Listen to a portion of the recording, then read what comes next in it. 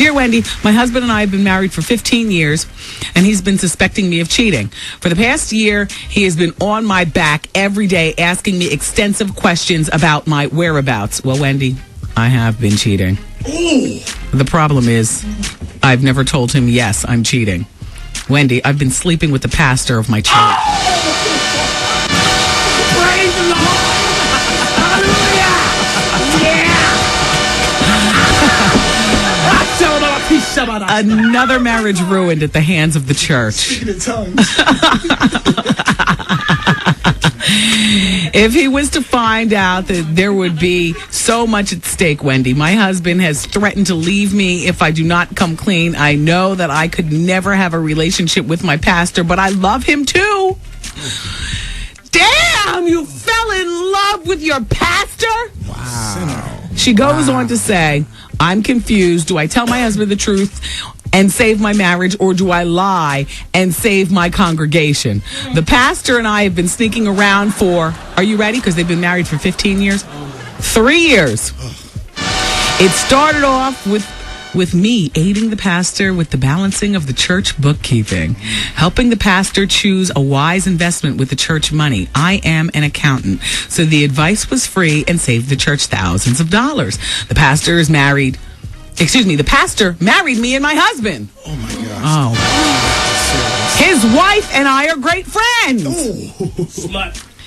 We have 2 lunch dates a month. Oh, church whore. My husband is on my back. It could be my guilty conscience wanting me to confess. I do not think he knows much, but he has a hunch that something is not right with me. If the congregation was to find out, it could make the pastor's followers lose their faith. Gee, do you think? So her final question is to me. Her final question is, what do I do? Okay, you ready? Grab a pen and paper. You won't have to write much. You confess nothing to your husband. You immediately break off this relationship with your pastor, and by March 1st, I want to see you and your family in a different church. Apparently, you're a church-going family. You haven't mentioned how much your husband's involved in the church, but if you're the one in your family that's most involved with the church, you think of an excuse that you want to go to a different church. Like, let's try a smaller congregation. Or, honey, after looking over the church books and stuff, I have to tell you, I'm not happy with being a part of this church anymore. I'm not saying there's stealing going on, and I'm not saying there's poor investments. Look, you need a new church, and you need to break this off, and I don't give a damn that you're in love with your pastor. Are you out of your mind? He's married, no doubt has kids. You're worried about the congregation. It's time to be selfish. Worry about you. What about asking for forgiveness? Because she's going to hell.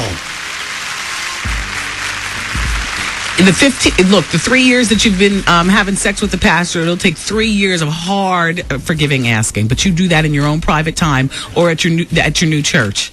Keep your hands off the pastor, and I wouldn't confess anything to your husband. Are you crazy?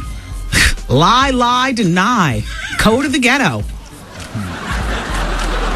And now you won't have any suspicious behavior going on because you'll be going right home after work and on Sundays. And she'll start with the next pastor. And she'll probably start with the next pastor.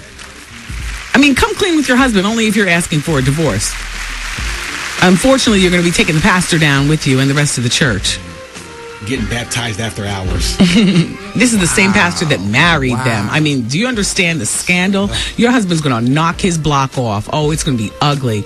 And his wife, she's going to pull you out strand by strand. So if I were you, I'd say nothing. And this thing about being in love, forget about it. And the extra sex, it's a wrap. As long as you're asking me, that's my opinion.